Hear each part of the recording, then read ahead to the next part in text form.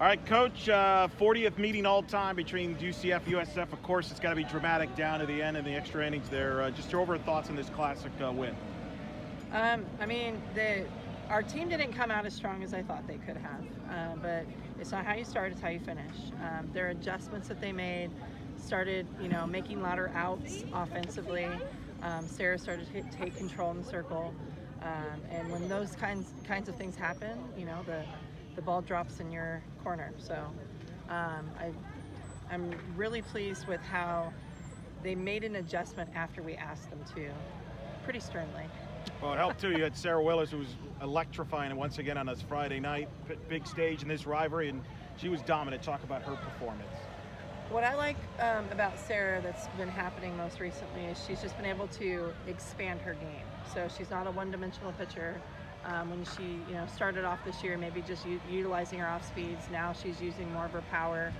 You got to see that a little bit more tonight, and she's starting to go up down a little bit more. So I like that. So when you get somebody at second or third and less than 2 outs, having the ability to do that and maybe making outs in the air takes pressure off your defense. So I like what she's doing with it. I like how she got stronger throughout the game and brought them back into the dugout to do what they needed to do.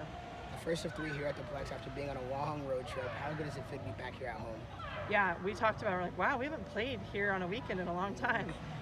It feels great, especially I feel great about it because I get to have my family around, and so do they. So we love playing in front of our fans. We love playing at the Plex, and it's even better when we protect the Plex that way. Jada starts off the 6th inning, gets on with the single, eventually gets herself in score position on the wild pitch, reading the ball, which allows her to score on the Chloe sac fly, and then starts it off in the 8th and sets it up for Chloe to win it, therefore. Yeah, she had a little bit of a break there, and so to come back and be able to see the ball the way she did was awesome. And she just kept putting the ball in play hard, and that's what we asked her to do. And I think the best thing that Jada did tonight was each at bat she got better. And then same thing with Chloe, right? Chloe lives for those moments, and that's been the fun part about being in the dugout with them, is being able to have those conversations before they go up to the plate, so you kind of know where their mind is. And they wanted it. They wanted to be in those positions. They wanted those moments, and they wanted to put their team, up on top. So. You said you guys feel like you didn't come out as strong as you could have earlier, but you guys put the pressure on late, ended up getting the win. How big is it to win these late close games, especially against in-conference rival against USF? Yeah, well, when you get to the end of season, as we are, what do we got? 9 guaranteed games left. It's about who keeps their composure and plays their best softball at the end of each game. So championship innings are a real thing, and so to see our team starting to buy into that and get a little grittier and tougher in those moments is it's huge. And we're only talking about when we did score. We're not talking about like the line drive and what was that, the 7th. You got to see some loud outs and even some base hits in situations that put us in a really good spot to even score in the 7th inning. They have a good defense, too, to get some of their hitters at the top of the order. Because early in the game, they were getting their leadoff runners on. But players like Jazz was making plays at short. Just talk about that defense. You kind of kept them off the bases late in the second half. After the first half of the game, they were getting on base. Yeah, that's a huge thing with USF. They always have speed. They have pressure on the defense. They're not afraid to shorten up and just put the ball in play. And that's what I was a little upset about. We know that their leadoff hitter will bunt right to the shortstop. We talked about it, and that's what I talked to them when they came in. I said, that just looked like we didn't even talk about that at all, guys. Like, we're better than that. And once you tell them that, they get on a roll, and they may not like, my tone at first, but if they're going to be mad at me and get after the game, then I'm okay with it. But that's what it's all about, is loving up your players, knowing your players, and having that relationship where you can have those honest conversations. So just like you said, you get those leadoff offs, then it puts our defense in a really good spot. So Sarah went from 21 pitches in the first inning to like the last 3, it was like 7, 8, 9. And that's where okay, momentum's going in our hands now. We're talking about Sarah Willis this game, but she's been on a tear just this last couple of games. Just talk about how much that means for you guys and the team. Yeah.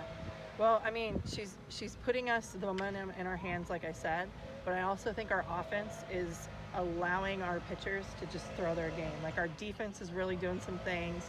Carson's settling in back there behind the plate, and our offense is taking some pressure off of them. So tonight was a different type of thing, but we need to be in those games, and we need to come out on top like we did, so that we have that success and that confidence going into the next part of our season. Another big crowd tonight. It was into it every pitch. Yes. I felt like a regional. Awesome. We're back in the regionals again. I know they're expecting larger crowds over the rest of the week, but just talk about that, because that felt big. It felt like a postseason atmosphere. It always does when the two programs play. Yeah, no, it was huge. Having everybody here into every pitch, just the energy and the passion for night softball is big, and our team feeds off of it. I think any team at UCF feeds off of it. That's why it's so hard to play any team here at UCF at our our home site. So, but we love it. We love the support. We love how everyone came out, dealt with the rain for a little bit, and then got over it. And we're hoping for that same thing tomorrow. We are going to change the game time, so our awesome SID will let everyone know about that. But we expect the same thing. Like Night Nation, keep bringing it. I have my non-softball question for you if you're ready. So Yes. obviously it's no secret, everyone knows about the RV. Can you name me one of your favorite memories, best times in the RV? So we've had quite a few in the short time that we've had it. The best memory is probably when we spent the Thanksgiving break at Margaritaville in Auburn, Florida. It was the best time. We maybe went into the pool once or twice because it was a little chilly, but just hung out, figured out a way to barbecue without having all of the stuff that we forgot, some of our stuff, and made s'mores, and the kids were playing, we were playing catch. I think that was my favorite. I'll also say we did take it to the beach one time, and just we're right off the coast right there, and but the kids loved it just being Charlie. His name's Charlie Brown. Charlie Brown being in the outfield. So Yeah, thank you, Coach. I appreciate it. thank you guys. Thanks, Coach.